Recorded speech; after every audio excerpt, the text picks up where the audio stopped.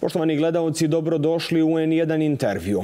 Brojne su teme o kojima ćemo razgovarati u ovom intervjuu sa profesorom Davidom Pettigrewom, američkim profesorom koji godinama proučava genocid u Bosni i Hercegovini i ratne zločine, ali vrlo često komentariše onu političku situaciju u našoj zemlji i vrlo dobro poznaje sve ono što se dešava. Vrlo često je ovdje u Sarajevu i razgovara kako sa predstavnicima politike, tako i civilnog društva, ali i svima onima koji znaju nešto o Bosni i Hercegovini. Jedan je od onih glasova u američkom društvu koji vrlo često govore i o regionu i o Bosni i Hercegovini. Professor, welcome to program N1.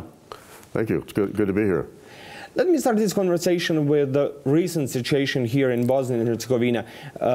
We are seeing a rhetoric which is very inflammatory, very decisive, very put in a way to break up Bosnia and Herzegovina, if we would be completely frank and honest. And we have heard reactions from United States, from European Union, from countries all over the Europe. What is your assessment of the situation here? Well, my assessment is that it seems to me that this same divisive rhetoric has been in play, in operation, especially within Republika Srpska for the past decade. And so in a sense, it's not something new. And I felt that the previous High Representative had come to the conclusion, you know, near the end of his time in Bosnia, that the international community should have reacted more directly to these threats to the peace, and in a more urgent and timely and robust manner. So I think it was true 10 years ago, and it's true now that there needs to be decisive action. But why that action didn't happen a decade ago? Was that because the international community on the West was so slow to react? Was it because Russia and China were so strong, or they were just waiting on our politicians to make some sort of agreement or decision on the future of Bosnia and Herzegovina?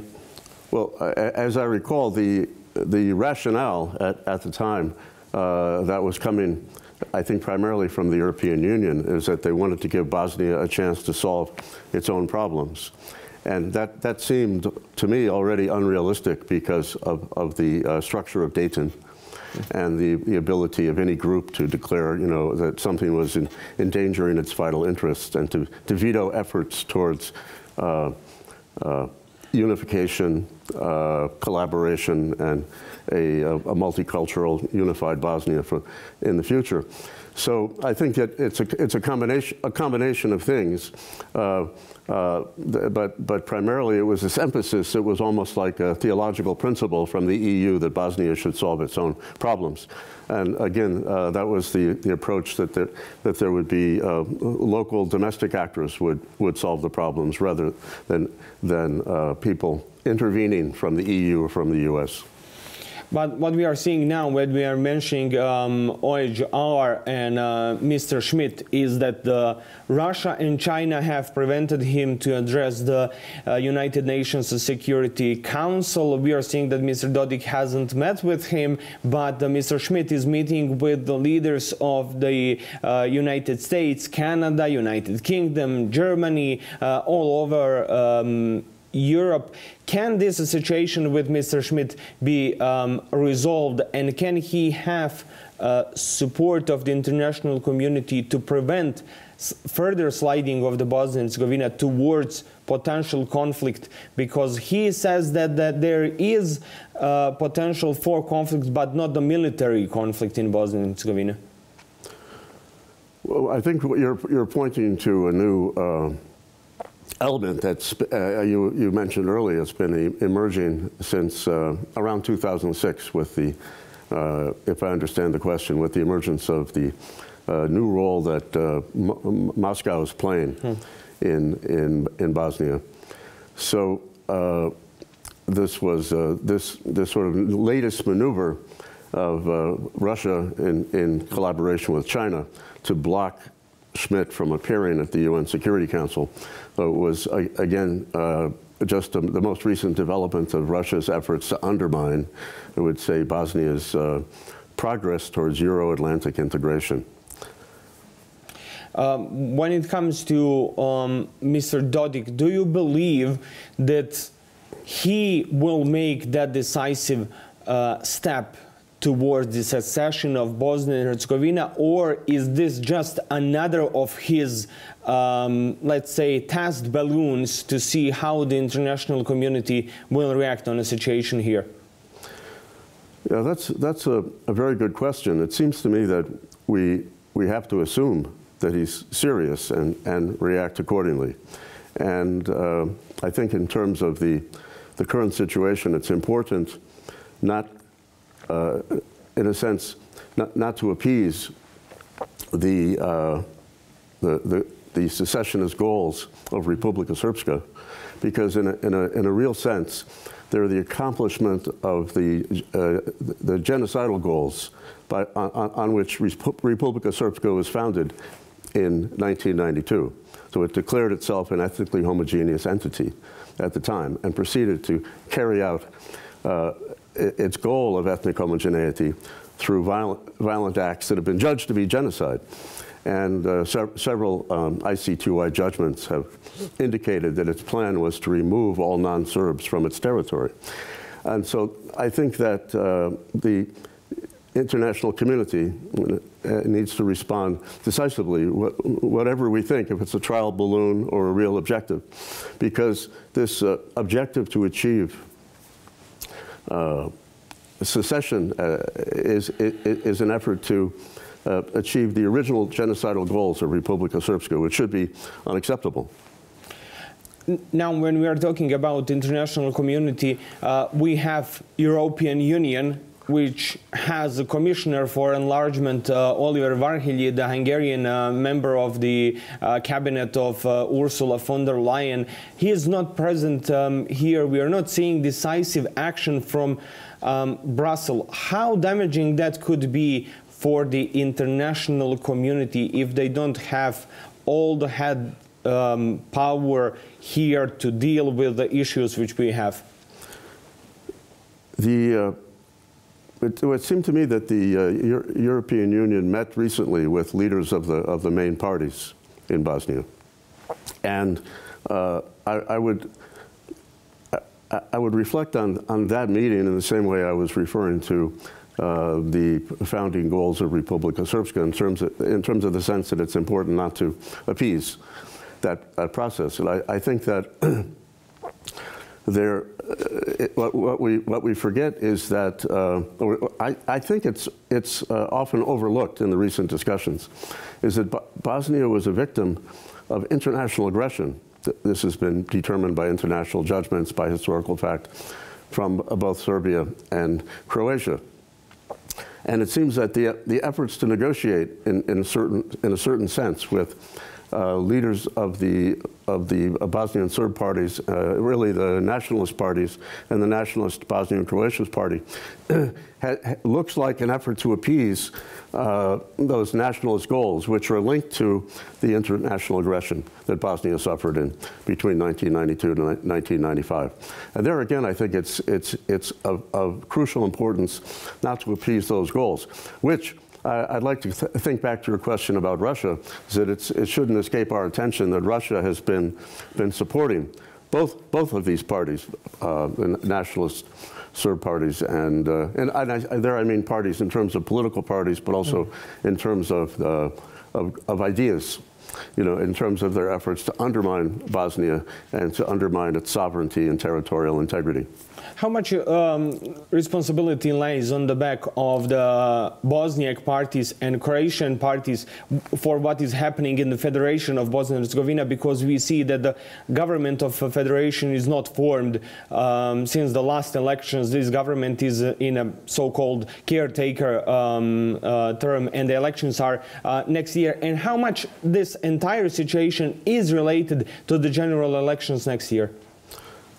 I think that's an excellent question, and I feel like my capability is really more in terms of pointing out or raising awareness about the underlying instability of the situation that makes it difficult for Bosniak and, say, more moderate Bosnian Croat parties to operate in this situation. So rather than criticize them specifically, I think my capability would be to point to the underlying instability that's really produced by Dayton and by the pressures, you know, that Miloradu Dodik and Republika Srpska tried to destabilize the situation as a sort of normal course of events.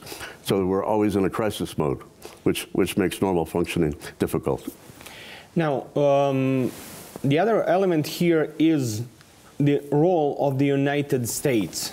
The Biden-Harris administration is bringing back almost everyone and everybody who knows anything about the Western Balkans, from the Secretary of State down under, and all of them are here, and they know a lot about Bosnia and Herzegovina. We have Derek Chalet last week, or week before that here. Gabe Escobar is also here. Both of them, they have about 50 years of experience when it comes to the Western Balkans, when we combine their years of experience. So what do you expect from the Washington to do in this situation? Well, I'm glad you asked that question, because I was thinking that from the reports I've been reading in the media, and also there was a memorandum from, I thought it was from Matthew Palmer, that was leaked, in which he said, or there was a note that he thought that moving towards a civil state would be unrealistic at this time.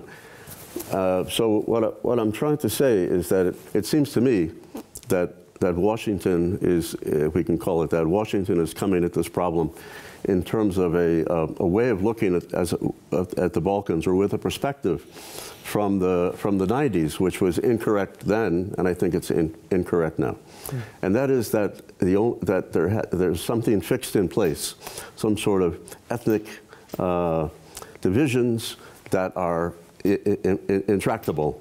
I think at the time, what people said, there was a civil war, or there were age-old hatreds being worked out, as though it was impossible to have a democratic society. And I think this is hampering efforts, especially in terms of the thinking about election reform. There seems to be an indication that they're pandering to Bosnian Croat nationalist parties to create election reform that would ensure the election of a nationalist leader from one party.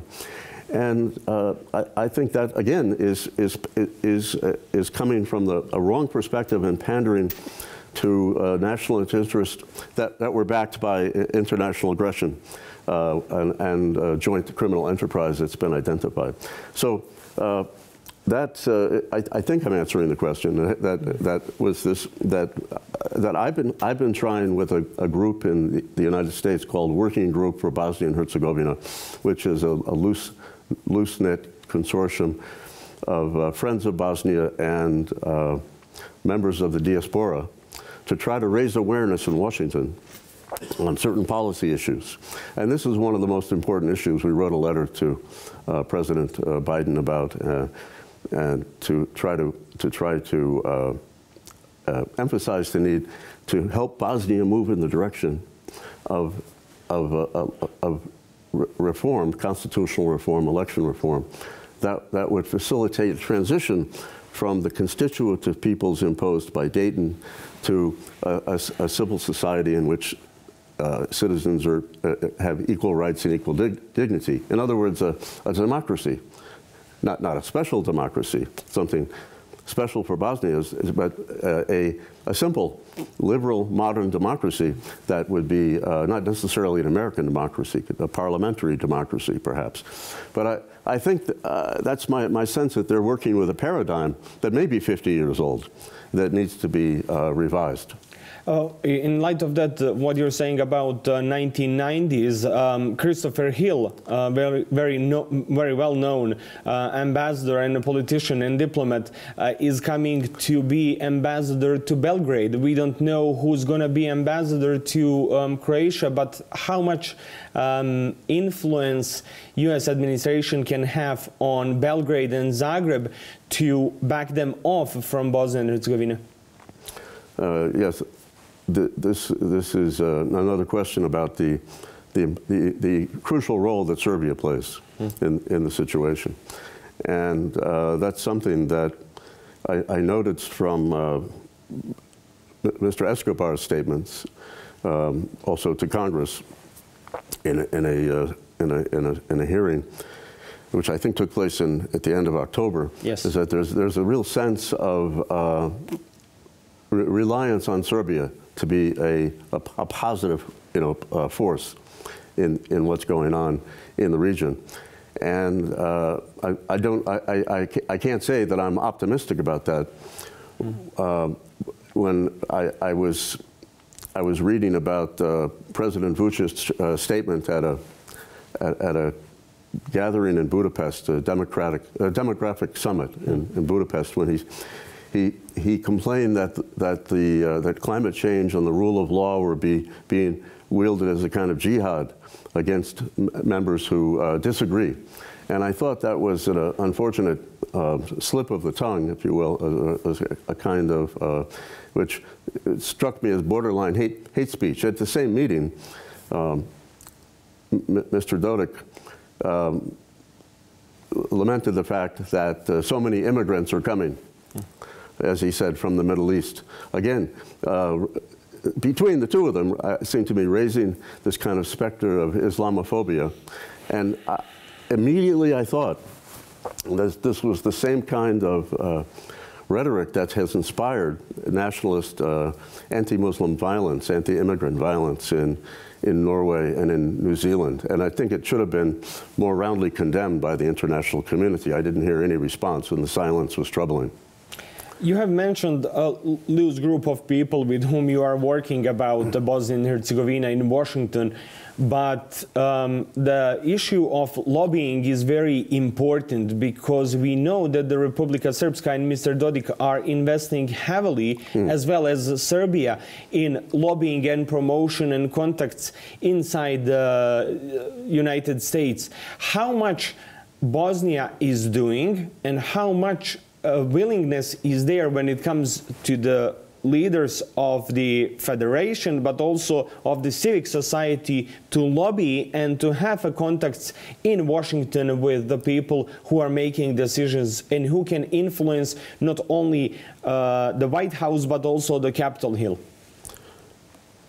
Well, when I mentioned the working group for Bosnia and Herzegovina, I should mention that it's just one of many groups of friends of Bosnia and members of the diaspora who are working to attempt to raise awareness in Washington about the situation in Bosnia. So it's a kind of citizens lobby, if you will, that's coming from many different corners and have many different names: Advisory Council for Bosnia and Herzegovina and other organizations that are more formally organized than the Working Group for Bosnia and Herzegovina. But so I think that the citizens, there's a kind of mobilization that's very important to recognize, to support Bosnia. And it's a project, I would say, to try to tell the truth about the situation and to raise awareness in Washington about the efforts of Republika Srpska and perhaps by international actors to achieve the goals of international aggression and genocide from the 90s that have to be addressed, and also to try to forge a vision of Bosnia as a liberal democracy serving a multicultural European society. So that's a perspective. So I don't think of myself as a lobbyist, or I think of our group as lobbying, but I think of it as raising awareness. But can we do more when it comes to that lobbying, and how much assistance you and groups like yours can give to those who want to get in touch with the Congress and White House and all other elements of U.S. society which could influence decision makers in the United States? I think that's a key issue you're raising, but I think that's one of the things we can help people with is finding their local senator or congressperson to write to and help facilitate that communication. There's a good example in St. Louis where the Bosnian community has been working with Representative Ann Wagner, who is extremely well informed, and she was asking very impressive, in my view, questions of Mr. Escobar about the situation. So I think the process is ongoing, and I say in my role, I'm doing the best I can to help facilitate the communication.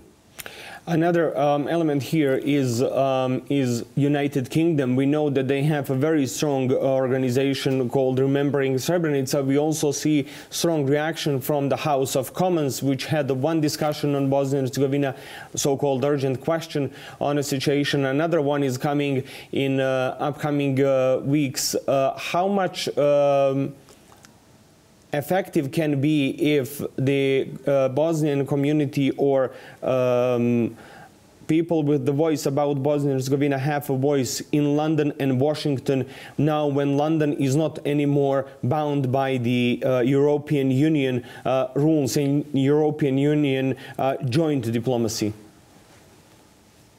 Well, I think what you're saying is very important, that remembering Srebrenica has come to play a very important role in the world community in terms of raising awareness about the Srebrenica genocide, and also now about the genocide in Bosnia in general in the current situation.